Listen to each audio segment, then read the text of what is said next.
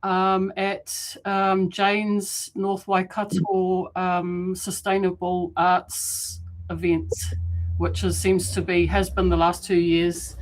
So an extraordinary place to meet lovely people and great artists and share weaving and stuff. I think that area is going to be an area of interest for me in the future, Jane. It just seems like there's a lot of things kind of flickering, activating, livening up around the area. So, yeah. Yes, Katrina.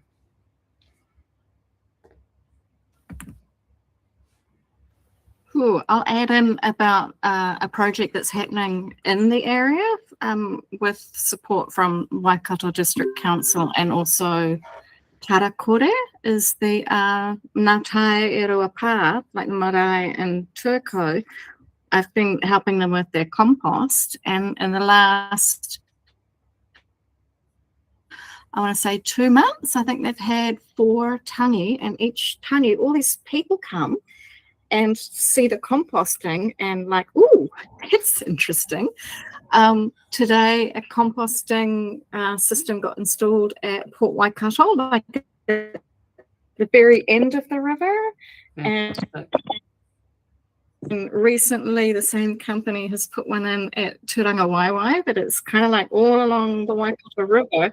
There's these sustainability projects, and when I went, like I was welcomed onto the pā, and we had a good site visit, and there's a sort of a little space on the property that used to be a kohanga reo, and there's all these harakeke and a playground with no play equipment, and there was a pile of green waste, and I just said, could I start there? Could we reimagine this as a rongoa garden and like just make it a bubble of wairua? And I started by tidying the harakeke, and now they're all in flower, veggies in flower, the birds are coming in. And I was there last week, and there was a young man helping with the composting, and he's just moved over from, I think, Brisbane, and he said, man, it feels totally different. That yeah, there's definitely cool things happening in Turco and Jane and Pōkeno and all along the river. So yeah, I agree. I'm going to welcome someone that I've always wanted to see here. I'm going to welcome someone that I've always wanted to see here but never have yet until tonight. A very, very warm tēnā koe, e hoa, Rachel. Beautiful to see you, my friend. How are you, my friend? Would you like to have a kōrero to us? Introduce yourself. Kia ora. Thanks for having me. I've so wanted to jump on here so many times, but you know, mum of 4 young teenage boys, and they're always got me going somewhere, or you know, the kai's on the stove and all that sort of stuff. But this being our last one, I was like, nah, I'm not missing this one. So I got myself organised today, and thought I'd join you and say kia ora. Kia ora, iho. And what's your, would you like to talk to us a little bit about anything at all, about who you are or what you do, or anything you'd like us to know about you? I'm just a kakahu weaver, you know. And I've got to see your beautiful whenua here. Wow. Oh, I'm so excited to weave this. You have no idea, but I don't think after I weave with the real stuff, I'm going to be able to go back to mop string. I think I'm going to be a little bit ruined here, and we might have to kōrero about how to do this properly, I tell you. But yeah, at the moment, I'll show you my desk if I can. So that's my messy desk of all my kakahu stuff and my huru, and I suppose, beautiful. I don't know if you can even see this, but this is my little room. Where am I? Oh, and yeah, just a bit of work in progress up there, and that sort of thing. Lovely, lovely. Still putting this room together, but yeah, it's exciting. I'm just doing some mahi at the moment for the marae. Where is it? There. Wow. Just sort of focusing on my whiti a little bit more lately, which is so cool that I've got your Gorgeous. Your harakeke or your mocha now, because I can do it propers. Yeah, but apart from that, I'm just bumbling along. Doesn't look like much bumbling happening, my friend. But my normal. Lovely to see you. And we, you know, I don't know if you've watched any of the streams or anything, but we talk a little bit about business things, and on one of our kōrero, we did talk about that there are people, especially in Australia, weavers in Australia and in other countries that are harakeke weavers, but they can't get their hands on harakeke. So as a bit of a side kind of hustle or whatever, you know, we did talk about creating whenua, and then, you know, for weavers overseas, and possibly selling it just as something for people to make money. So that was sort of, while I don't, you know, I wouldn't say that I create whenua for sale. I wouldn't mind selling some every now and again to someone, to a weaver that really wants something. It's like gold to me. You've no idea. When I got that, it was like, this is the best Christmas ever. It's like a taonga in and of itself. I was tearing up, you know. It really is. This is when, you know, they always talk about korowai being that connection, you know, the korowai being connection to eo, to God. And, you know, those were kind of just words, but when you use harakeke and mocha, you feel it. It's a whole different thing. You know, that really is a whole different next level sort of stuff. So thank you for making my Christmas, Amber. Oh no, you're very welcome, and it's an ongoing thing. I'm sure I'll be able to. It'll be a reciprocal thing that down the road, and I look forward to sharing some of those skills. I love the thought of people learning how to use mocha or how to extract it and how to use it. The more people that know, the better, because that means then that it will live. We've got to keep, you know, look after that art and keep it alive. So yeah, I look forward to. It seems like it's something that I'm getting a lot of requests for. So I just haven't put the time aside. I think it's just a matter of timing and opportunity and time and place. But it's to us, it's normal, but to many others, harakeke and mocha and all that, it's a mystery. Yes, it's a mystery. Yeah, you know. So I can remember just with this, you know, short amount of students that I've had, just taking the old pounamu down the flax and going, see, that's mocha, and people are like, what? What comes out of that? Yes, yeah. And it's so there's mystery. It's kind of magical too, because there aren't many plants that you can just get fiber out of straight away. Perfect, usable, beautiful fiber.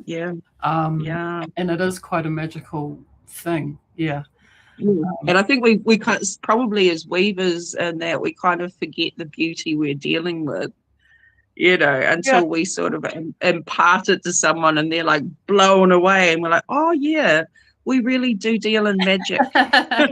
We're just used to it, eh? It's just what we do every day. Yeah, exactly. But we forget that there's you know, such it's such a taonga that we kind of blissfully spoiled, really spoiled, very spoiled. I'm gonna pinch myself every day, because even there was something I was doing today to prepare for this this hui, and it's to do with my learning process that I've been on since I've been doing this hui. And I'm not sure, it was some type of behind the scenes thing. I was using the AI, Jane, I think, and I was creating. I just went, make me look. Here's a transcript. Make 20 posts for me for social media. You know what I mean? And Yeah. then I asked it to do all these but because I had done that, then it took me on to doing all these other things, and I had that beautiful sparkly feeling that I get like when I've learned to make a new kete, or when I've learned a new pattern or something. Just a lovely feeling of being on the right track, learning, getting better at what I do, and just being right where I should be. So it's that magic. And it's a lovely to be, I mean, I don't know if I'm just saying I love to be aging, but feeling that spark of learning alive and well within me every day, all day, and knowing that doesn't have to end just because I'm not a teenager anymore in my 20s, or a young thing. That spark is alive, and it's given purpose, and it gives life its spark and the enjoyment that you need to kind of get out of bed every day and do things. Or something, one pattern won't let you go, so you've just got to sit down and you've got to put it together and see, this is where I'm going. Hey, and the beauty of it is that this sort of magic doesn't let you go. It really doesn't, and it's just such a special position to be in life, really, and especially, as you say, Amber, when you're getting older. Because I still feel like a baby. I still feel like I've been doing this for a couple of years. Especially when you go into galleries and you see all these beautiful kakahu and korowai. I'm like, damn, I don't know nothing. Understand? You get a glimpse at the immensity of it sometimes, eh? And that's cool too, because if you are, like I was saying before, someone who gets bored with routine. It's just nice to know that the world of Mahiraranga and Whatu is absolutely endless, and it can never be boring. Endless, all right. Till I die, long after I die, I still wouldn't have learned even 1% of it. Exactly. Exactly. So good to see you. Thank you very much for coming. No worries. It's going to be a hot summer, so my thing is prep all your for your rāranga, Liz. This is the time to do your whenua in this hot weather. Get it all done, and then just weave all winter. Forget about making whenua. That's misery on wheels, making whenua winter. Not so much the muka. Muka's not too bad, although you're working with cold, wet hands. It's not that nice, but it's not as bad as waiting for your rāranga whenua to dry in the short days and the long freezing nights. Amazing, wonderful. Thank you, welcome, and see you soon. Talk soon. Aye. Don't go, but it's really good to see you. I'm really happy to see you finally. Yay! If I knew it would have taken some muka, I would have sent some down earlier. I know the way to your heart, lady. There it is. Cool, lovely. Oh, kia ora, Ngaio. How are you, friend? Talk to us. Kōrero mai. She's still on mute. Oh, still muted, my friend. Okay. Kia ora. I was given a lovely present at the end of the year at the wānanga. We all give each other presents, and they were 3 little kunai baskets, the 3 little baskets of knowledge type thing, with a soap in each. And so I got inspired to do some kunai And I've done a whole lot that I'm hoping to give to staff at the rest home where my mother is. Oh, And I'll show you. I've done about 8 so far. Here they are. Here's one. gorgeous. Can you see them? Yeah, lovely. And there's another one. And they're for putting cell phones and bank cards in, and they've got a long crossbody strap, and you wear them over your across the body. There's another one. So lovely. And another one. Look at you. You're a machine now that you're a whāriki. I Hooray. know. And another one. So I've got lots of them. So I want to do lots because there's a lot of staff there. So, and I've got some little harakeke roses, so I thought I'll dye them and put one each inside these little little bags. They're just going to be so chuffed when they receive those, Ngaio. Yeah, they're very useful because I use one myself.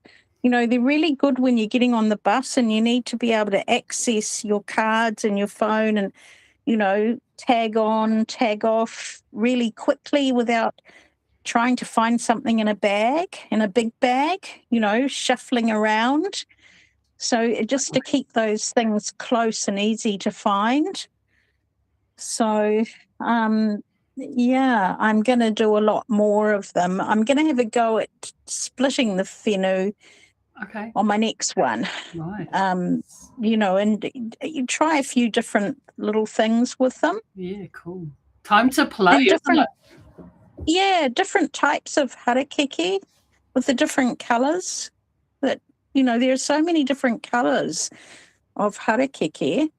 Those ones I've mostly I've alternated dull side and shiny, but I think I'll do a bit more combining different harakeke with different colouring. Yeah, so. Lovely. There's a beautiful one behind you. Oh, that one? Yeah, that's the very best kete I've ever made. Oh, it's lovely, Ngaio. Really nice. Very simple, just a taki. Lovely. And it's just the arrangement of colours. Very clever arrangement. Does it have you given it a name or story? That one is actually out of the pattern book, the classic pattern book. It is one of those patterns that he's listed. But no, I haven't really. It's a gift for my sister-in-law. I'm just waiting for her to meet up with her so I can give it to her because purple's her favourite colour. Wow. So, but I've just come back from Aussie, and in Aussie, I'd like to sort of branch out and do some maybe Irish weaving with different types of plants. Cool. But in Aussie, I found a sun hat I'd like to weave, which probably quite likely some of my ancestors used to weave them. They were the cabbage tree palm. So it's that Australian palm tree, and it looks like hands. The palms all look like hands, like that. Do they have the accordion sort of the kind of fan? That's right. Oh, yeah. Like a fan, yeah. Those ones, you see them around, but in Aussie, they used them to weave these sun hats in the 1800s. And everyone had them, apparently, right from the very toffee-nosed people and the wealthy people right down to the poorest person. Wow. Because they were essential, of course, because it's so jolly hot there. And you weave, it's done with a European method, but with an Australian indigenous plant. And you weave it by making a sennet, which is like a long, special sort of plait. And then you sew that plait round and round and round and round. Oh, yeah. Yeah. And so I thought I'd use muka for the sewing. Wow, lovely. Really nice. And they go quite a white colour. and it was traditional to put a velvet hatband on them. Wow, cool. So black velvet. So, and they used to have or a hatband made out of the same material, but they'd have an old one that would get old and tatty and sort of marked and discoloured, and then they'd have their newest one, which was for best. Right. And they had the convicts used to weave them, and I've got two convict ancestors, and also whole families would weave them and sell them as a way of making money back in the 1800s. And when they get wet, they swell up and become waterproof. Wow. So it's quite amazing. Yeah. So anyway, but I've got to find a source of these things. It's not so easy. All the ones I've seen have been on somebody's property. Right. Yeah. What is it again? Apparently, well, the common name is cabbage tree palm, but apparently they've gone bananas in a weedy-like way and taken over Kaiwhatu Island, where Governor Gray, I think, planted them. So I think I will go over to Kaiwhatu Island and see what I can find there. Nice. Put a note in their letterbox. No, I'm very good at that.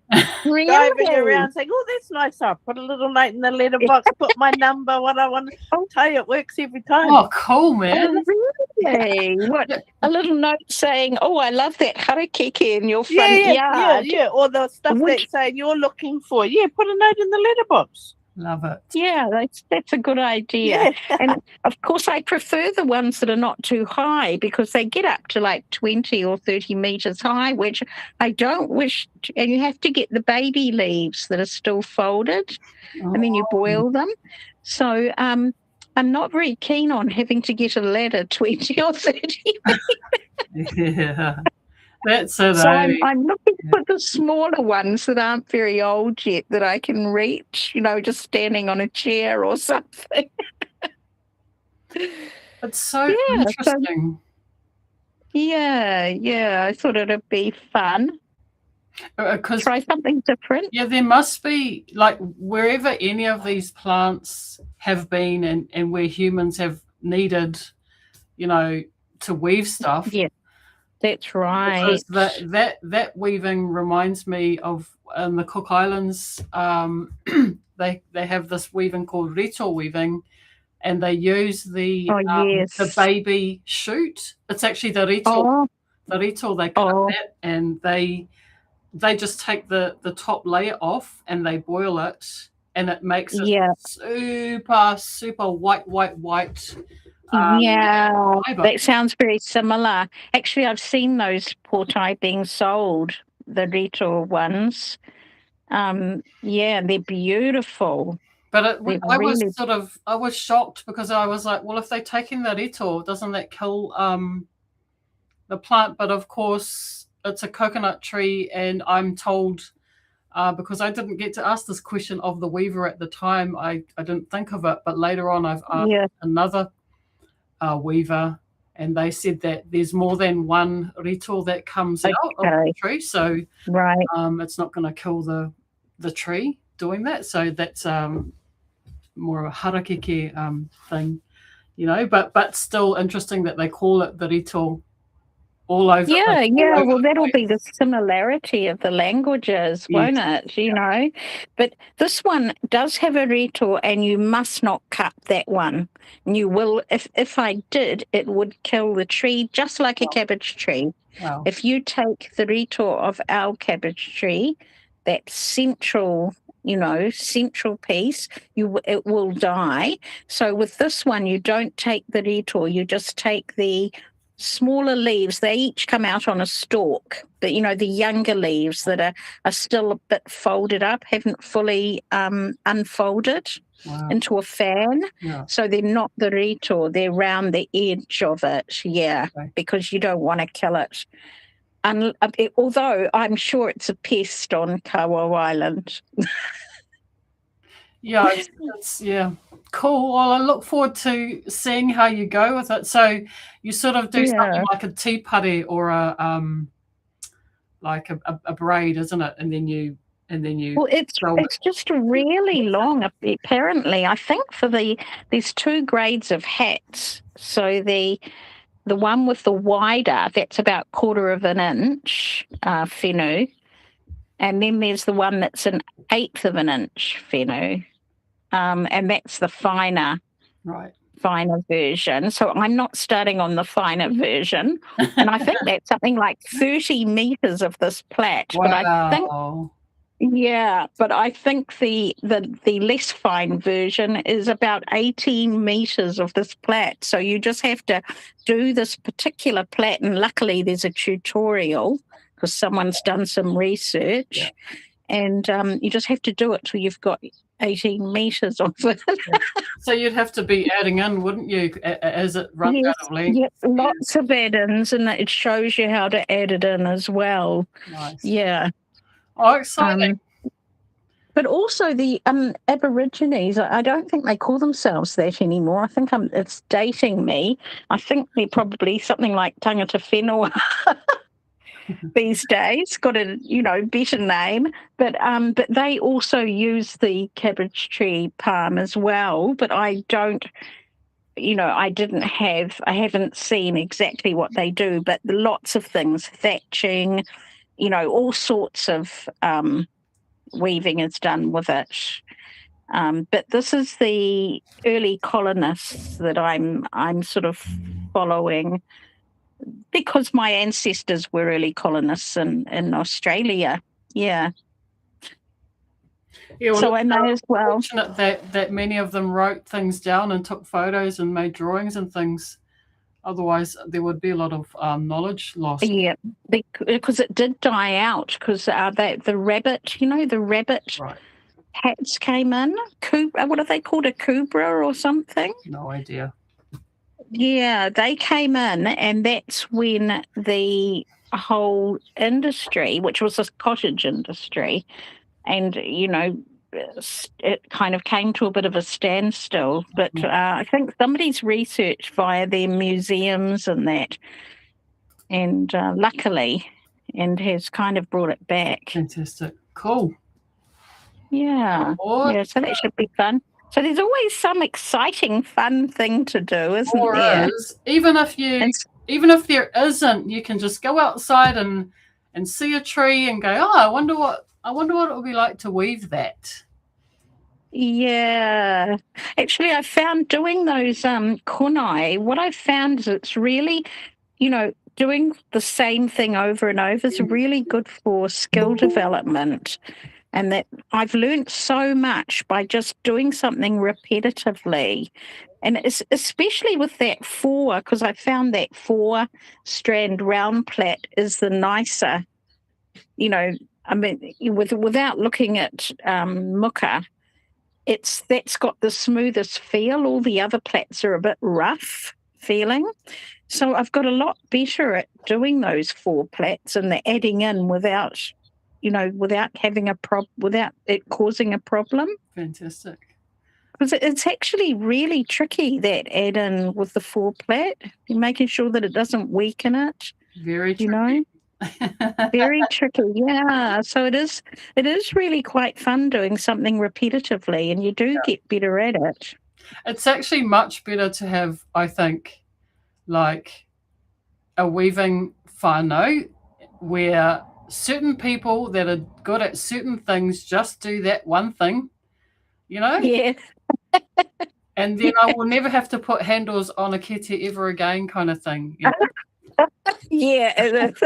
Or I'll never have to harp anymore. You know what I mean? It's like, I think for us as in a modern setting, we sort of do too much, and we have to work around, and I think you could end up. I reckon that if you look at in the museums, a lot of those old kaitaka and korowai and that, I don't believe that the whole process necessarily was just done by one person. I'm sure that some of those great works of art were done by teams of people.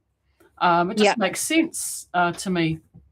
Not to say that Yeah. people couldn't have done them all by themselves, but in some ways, to me, that sort of seems a bit silly to kind of, do everything when you could share it around, share some of the labour around. Yeah. Well, I think it's that, this society, Pākehā society, is very individuated, isn't it? It is. Everyone does something separately. Yeah. Whereas in a Māori culture is more, let's do it together as a group, Yeah, and I think in those times you really had to rely on each other a lot more. But Yeah. it's not as necessary now, but still, yeah, there's a balance, in that. Can you be all on your own and do everything as an individual, or there's something in between just being a total individual and being a total group person, eh? Well, It's funny that you say that, because there's a lady in my tribe that was a weaver, and you always knew her mahi because she smoked a lot and she'd leave nicotine stains on. Nice answer. She was an awesome weaver, but you always knew where she'd been. Yeah. Yeah. So, Well, some of the things that were made, the whāriki, they're a really big job. yeah. And Yeah. will be, so much quicker if you have a group. Yeah. And you sort of get to socialize at the same time, Yeah. which is really nice. Hence this hui ngaio. This is our group. Yeah, that's right. Yeah. So all we need to do is organise a place so that we can do things together. If you want to organise something in your area, we can all go to that and make something together, or anyone else. It's sort of the, especially once studies have finished, because when you're studying, you've got a group of people, but once that's over, who's your ropu, and where are they? That's right. Yes, it's important to maintain a community of weavers, I think, because it's not just the loneliness, it's actually the physical labor of it, the difficulty of the physical labor of it. And that's right. And no one's getting any younger. Except maybe Fire May. Kia ora, May. Here's my mate. I haven't seen you since Hui Tuatahi. Ngā mihi, welcome home, my friend. Kia ora. Kia ora. Kōrero mai. I see quite a few new faces on here that I haven't met before. So ko waio, ko mei tōku ingoa.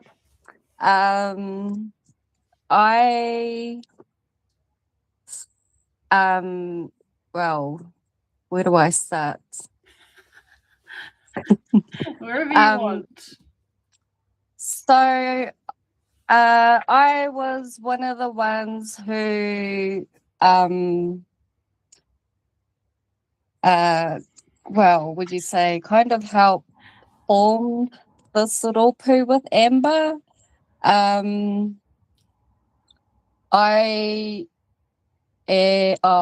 was one of Amber's past students, and I continued on doing my rāranga journey right up to level 6. So I completed 3, 4 and 5 with Te Wānanga o Aotearoa, and then I went up north to North Tech to do my degree, but unfortunately I had a pretty sucky year during my level 6 where I decided not to go back and finish it off. In between studies, I am a mummy and a nana. I've only just taken on, and hence the reason why I haven't been coming to these huis. I've just recently taken over guardianship for my moko. I still do rāranga on the side, but my mind hasn't been too great. Well, you know, we all know what happens when our mind isn't in the right space for creating. So I took a break while sorting things out for my granddaughter. I also work full time. I have a special needs daughter who's very independent on us, on both her parents.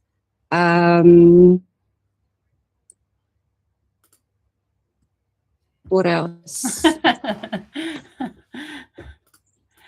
Sorry, I just really forgot about this last hui, and I was just lying on my bed. I remember you. We met at James at the festival, eh? Who's that? Me. Rachel was from Rachel. Kaiwhatu. Yes. I met you. Oh, sort of Rachel. Hey, sis. How are you? Not too bad. Big love on your mission with your whānau. It's not easy. It's not easy. No, it's not. But hey, you got to do what you have to do, right? That's right.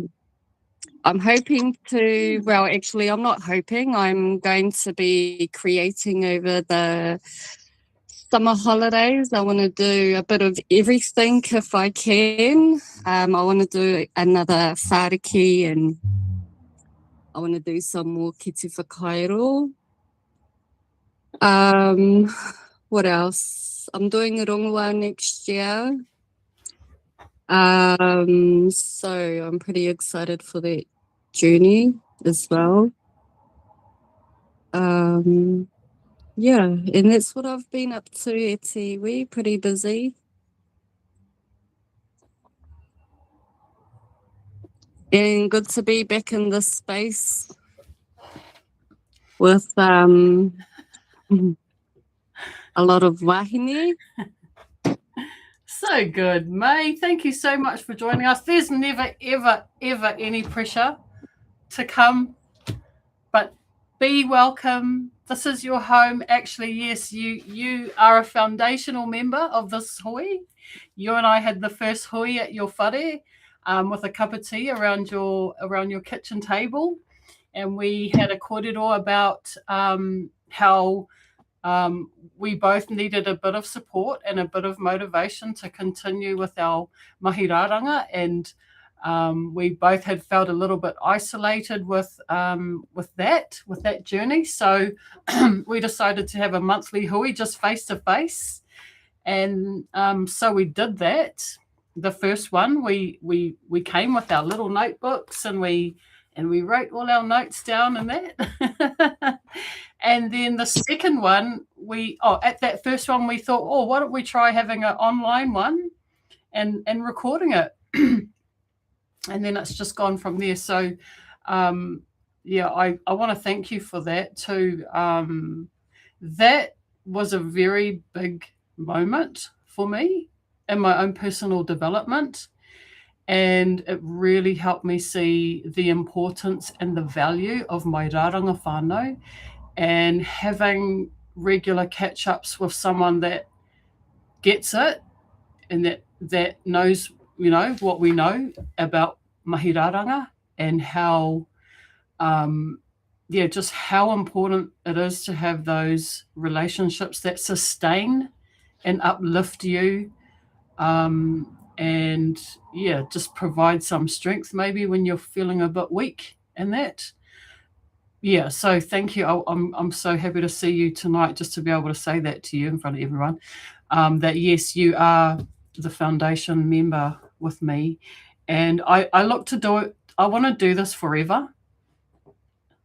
Yeah, so I just can't wait to, you know what I mean? Even now, looking back on 6 or 7 months of this, the growth for me personally has been absolutely massive, and I've learned so much about, YouTube and all the social media stuff and Google Meets and Workplace, and I've learnt like tons. It's like I've had another whole course just by doing this.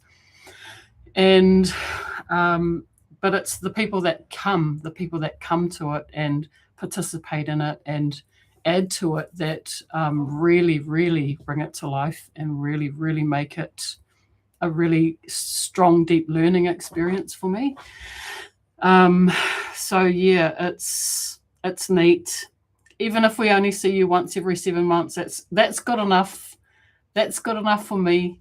That's all I need. Obviously, I'm happy now. I'll probably have another amazing 6 months without you. I only need to just have that one little catch up, and you get me right on track. So thank you so much. And yeah, so your mate, we had Lisa, our first artist interview. So I was just saying to the ladies, all of them are on my list, and I'm going to be hunting all of you down. No matter, we've got to figure out how we're going to do it, but it's happening. So I just have to figure out times and how to persuade you if you're still feeling a bit iffy. But yeah, what are you up to for Christmas, or anything cool happening, May?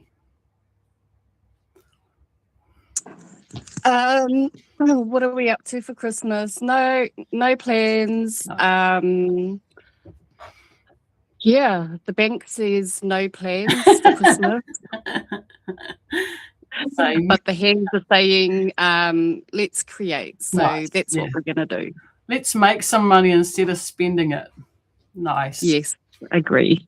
Fantastic. I like that idea. Okay, well, let's catch up. Let's make some stuff.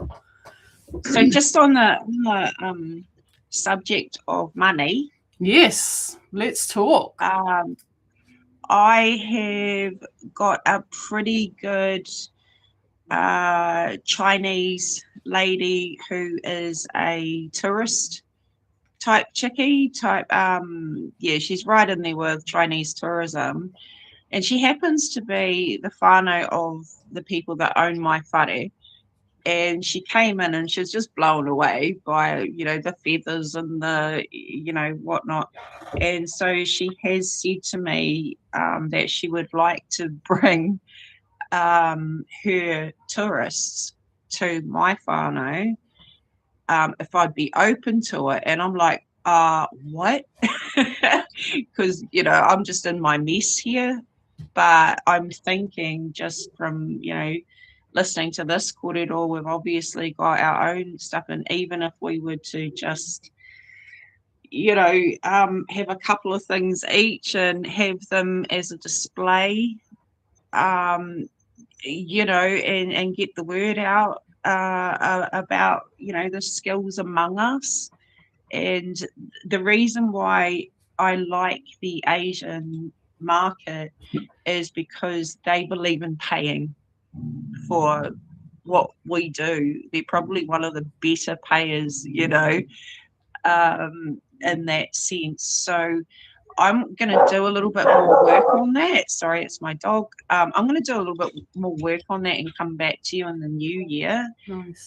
Because I've got a pretty expansive area for whatever, teaching, thanks to Jane and those blinking boards she gave me. I've got a lot of area that we can present things and have them on display and stuff like that, and possibly have some, 1 or 2 tourist buses going through as well. So I just want to put that out there. I don't know where that's going to go. Lovely. But I'll keep working on that and see what I can come back with in the new year. Awesome. Whereabouts are you, Rachel? I'm in Pocono. I thought so. Would you, you? just because there's so many of us Pocono and Turco, have you ever been to the Whangarata Community Hall? No. Okay, it would make a beautiful exhibition space. It used to be the school. It's got that kind of old country school, wooden floor, big windows, just gorgeous light. But when we're ready to have an in-person thing, it's like Whangarata Hall. Okay, let's do it. Let's do it. Let's set it up. Yeah. Maybe Rachel, Jane, and I can connect, and Andrea. That's like half of us in the school. Fantastic. Well, thanks to you, Jane. Let's hear from you, mate. You've been so quiet. Let's hear from you, Mrs. Crosby. Oh, hi guys. I'm resting after a very exhausting year. My husband broke his leg and in December last year, and it's been a very difficult year for us in so many ways. And I did 2 full-time courses this year. One, I studied for my beekeeping qualifications, which has been absolutely wonderful because I've studied the Rongoa too, and those of you going on to Rongoa are going to absolutely love it. Rongoa is such a huge subject.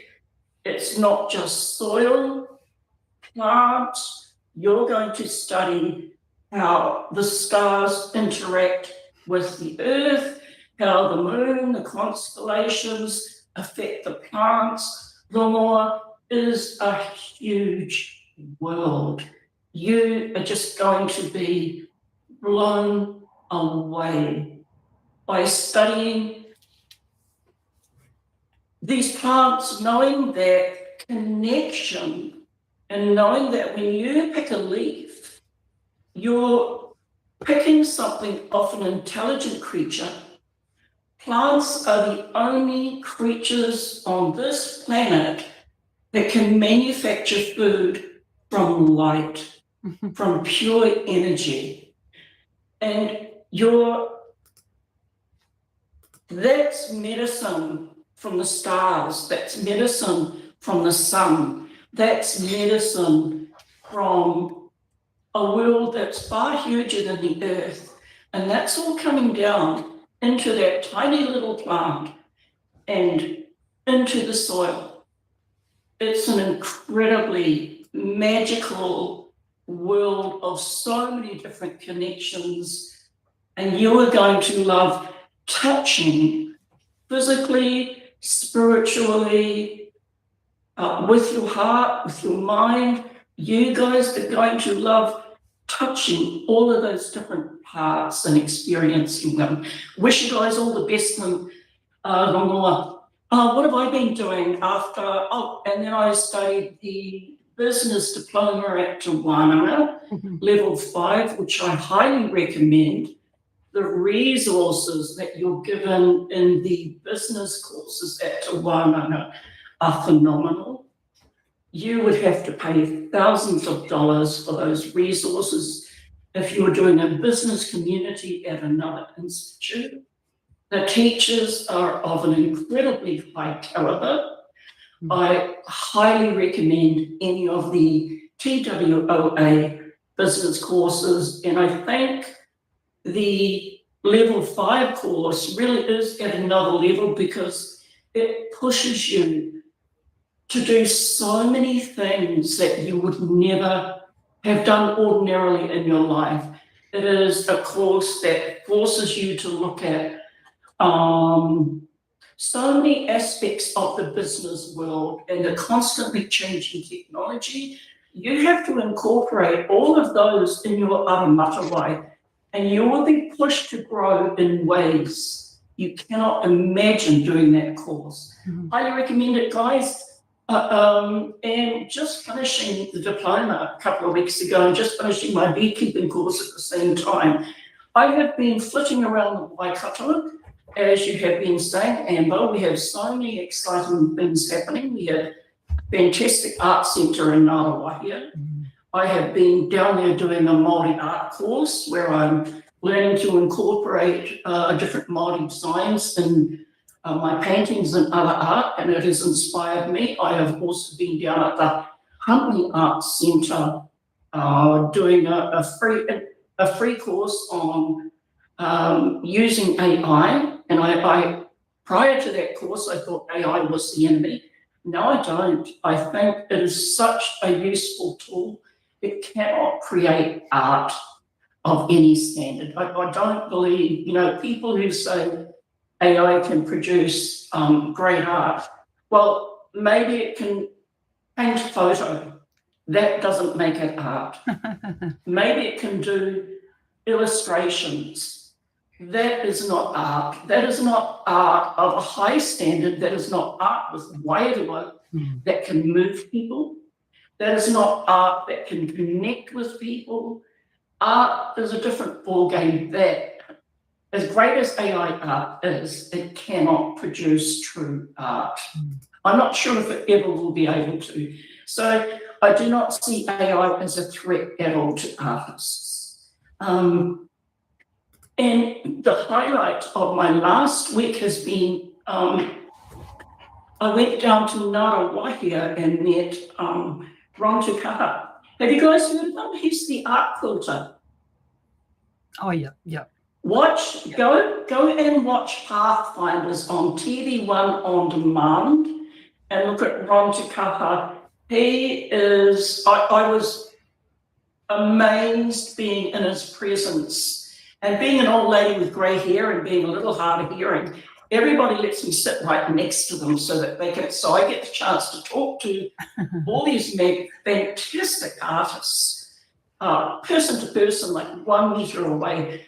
Ron has to be the most magical human being I have met in years. Wow. Being in Ron's presence was like being, if you can imagine being inside a rainbow, feeling the frequencies and the energy from lots of different colours hitting you and absorbing you, and you're absorbing them. That's Ron. His knowledge of Matauranga is phenomenal. His knowledge of art history, European art history, is absolutely phenomenal. Yep. His knowledge of, he was a designer. I believe he came second in the Benson and Hedges Award. For those who are old enough to know what that is, that was New Zealand's most prestigious fashion design awards, and then he went to Australia. But I've had the privilege to go around the Waikato and meet many different talented artists of so many genres, and it has been food, and I have, after an exhausting tough year, I have needed that nourishment from all of my fellow artists of lots of different genres. If you get the chance to do a Ron Tukaha workshop, do it. My God, you will never meet someone more magical. He's hard to explain. Yeah. Unreal. Unreal is the only way I can explain him. But apart from that, I have just been getting back into my own art. I also started a Korowai class about 2 months ago, and Rachel very kindly has donated some feathers so I can play around with. What an incredibly beautiful, magical art form. You touch those feathers and you can feel the life they used to belong to. You can feel that life in those feathers. And then you mix it with the harakeke that you also feel the life with. And who was it who was talking about the rongoa and harakeke? No, not Rachel, the first lady that was on. Vicky, sorry, Vicky, I forgot your name for a minute there. When you mix the feathers and harakeke, there is a spiritual magic. There's that physical that transmits through you when you touch it, but there's also that wairua, and there's so much more to these art forms. And the first time I went to the Korowai class, I mean, I had to walk in the toilet and excuse myself and just cry and just bawl my eyes out, because it was being in the midst of something tapu. And the class that I go to is actually the ladies who taught Rachel. So Rachel inspired me to get into Korowai, and I find out that I'm learning off some of the ladies that actually taught her. And it's that sense of tapu when you are connecting with a lineage, a whakapapa that comes through that art form. Yeah. And you are drawing on not only the people in that group, Yeah. you are linking to your whānau, to your tūpuna, you are linking to really a world Rongoa came from. You're linking to art forms really that, as Ron describes it, came from the stars. You know, our DNA is so complex and so creative, as is the DNA of every creature on this planet. We share a lot of DNA in common. And creativity is a powerful part of every life form on this earth. Yeah. And when you think that the creativity, the energy that came, the frequency, the vibrations, whatever you want to call it, God, the universe, everything comes down in that physical, spiritual whakapapa through your lineage, through your, whether you are European, whether you are Danish, whether you are African, whether you are Asian, we all have a common ancestry and a common whakapapa. And that goes back to the plants around us, to where we originated from, which influenced our DNA. And there's a far huger picture than the art that we just produce in front of us. And I believe our DNA, science, human science is so restricted. It's so tiny because our brains are too tiny to comprehend what the universe actually has to offer us. Yeah. And I believe when our DNA first formed millions, billions of years ago, and then that was the beginning of our whakapapa. And it's come down and it is gifted and it is enormously complex. And we have no idea of what we're truly capable of as human beings, as people, as artists. And I know I teach art too. I've taught workshops in the past, and that's how I begin my workshops. I teach people to look at what they are actually made of. I teach people to call on their own body to teach them, their own mind to teach them, to call on their own DNA, their own wairua. And I'm a great, you talk about health and well-being. I was also a voluntary arts tutor at Middlemore Hospital. I used to work with physiotherapists there. And I did that for a couple of years, and we used art. I worked with the addiction, the addicted people. I worked with people addicted to alcohol, addicted to gambling, addicted to sex. I worked with people addicted to drugs that were heavily medicated. And we used art as therapy to heal them. And art, the world of art is so much more powerful. When you hang your art, and I've seen lots of art tonight. I know Liz is a fantastic artist. I know you all are. Katrina is. What she does is amazing. May, I've met you. Vicky, I've heard you, I've listened to you the last couple of weeks. When you put your art out there for people to experience, because people experience art on so many different levels, not just with their eyes. When you put your art out there, it is a powerful healer, a powerful inspiration. It has the power to cause change in the world, whether you see that or whether you believe it or not. Art is enormously Howard, don't underestimate your capacity to change the world through what you do. It's really important. That's all I can say, having listened to you amazing people over the last few weeks. I may not have jumped on board or even turned on video, but I was listening to you guys. I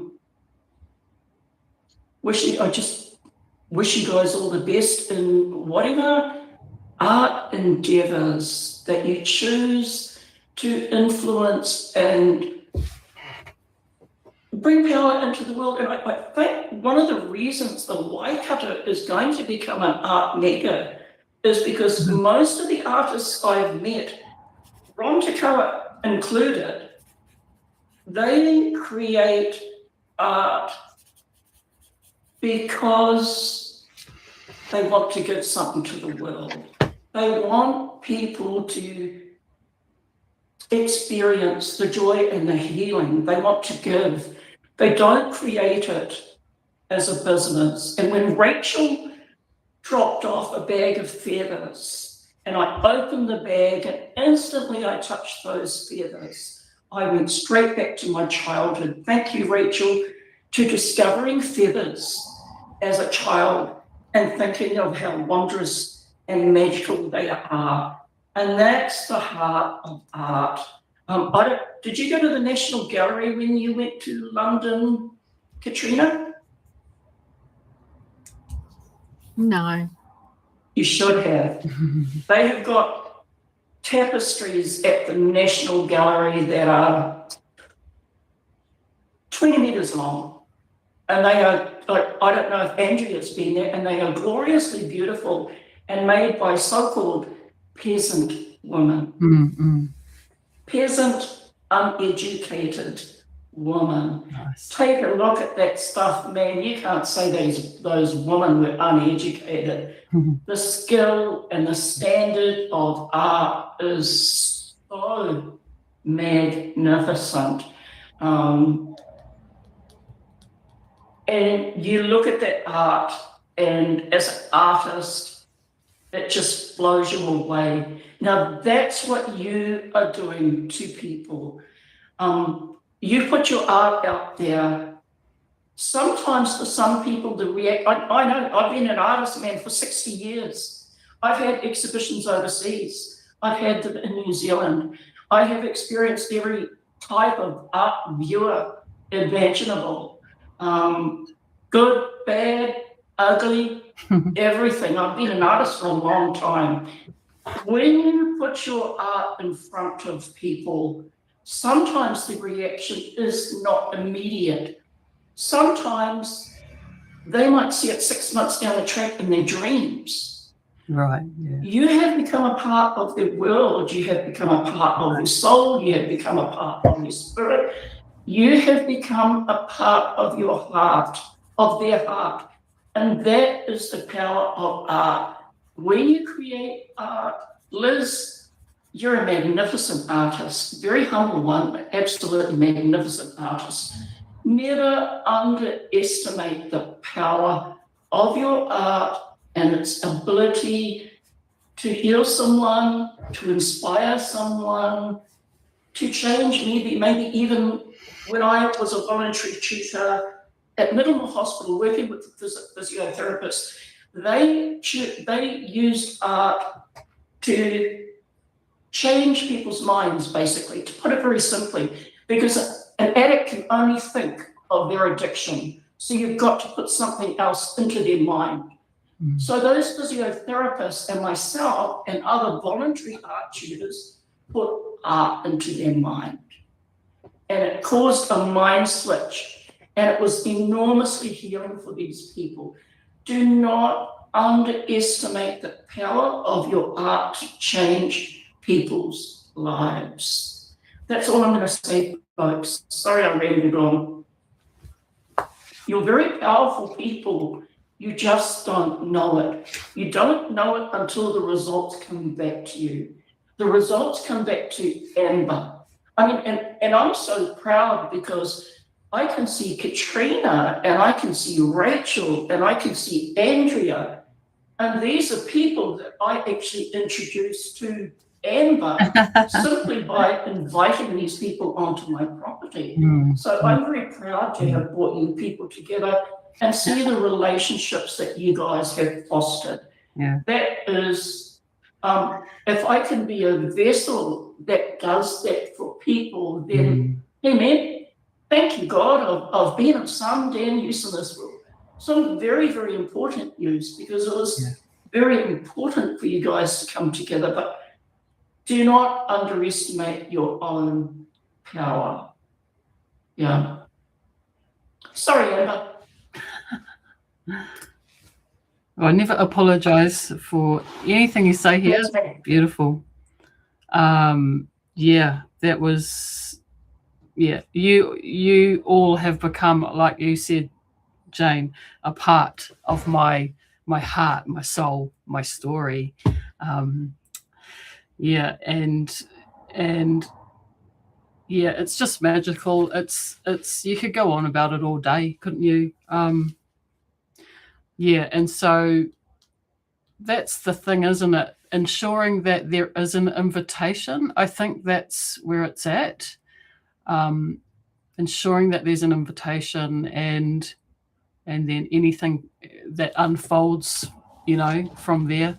Jane, you're muted.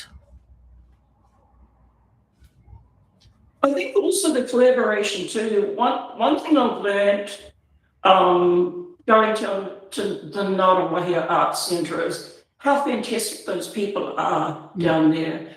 And going down to the Huntley Arts Centre, how fantastic those people. A lot of the people in those art organisations are actually volunteers.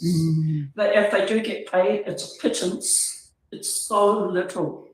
Art is a business, and I know it's a business. I have been selling paintings for 30 years, and they put food on the table, and they've sometimes when we've been, and my husband and I are self-employed, and there have been times that we have been so broke, someone's run up and wanted to buy a painting, and it's fed my kids. Amazing. And I know how important it is to sell work. But the selling is the secondary part. It just pays the bills.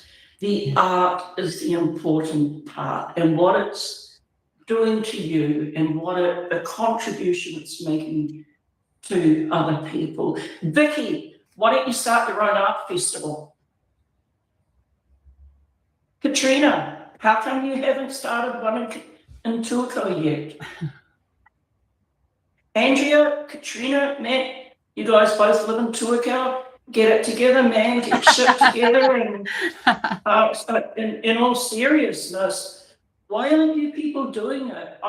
Hey man, I'm an old lady and I'm about to turn 70 in a year.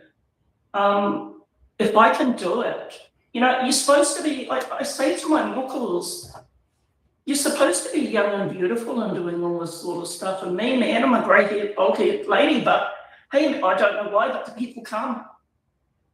And it just sort of happens. If I can do it, anyone can do it. It's not that hard. You guys should really be talking about business. Well, really, hell, get off your ass and become a business person. And start taking yourselves seriously. The start of becoming a business person is to value your art, to become very serious about it, because it's worth a lot. It's powerful stuff. And I'm a great believer with Amber. Screw the council, screw the grants. Get up and just get up there and do it, and just work your ass off and get it together, because you could be waiting years for the council. I mean, I was very lucky. I applied for it. I told the council I wanted to start an art festival, and I said, I need X amount of dollars. I've got to pay the tutors. And I was very lucky because the council said to me, we'll help you for 2 years. I've had 2 festivals. And from this point on, they're not going to help me. I think that's fair enough. I think the council was enormously fair, Yeah. and I'm enormously grateful for their help. Yeah. But really, just get out and do it. Nice. And hey, make every mistake under the book, because that's how you learn. That's how you're going to get good. Screw up. Nice. Love it. Good. Learn. Do it. All the best, guys. I'm looking forward to attending all your art festivals. Isn't that so cool? Like, that was an unexpected, bonus of getting your ass kicked. I can't figure out, I mean, I've done it for a couple of years. I cannot figure out why you guys aren't doing it.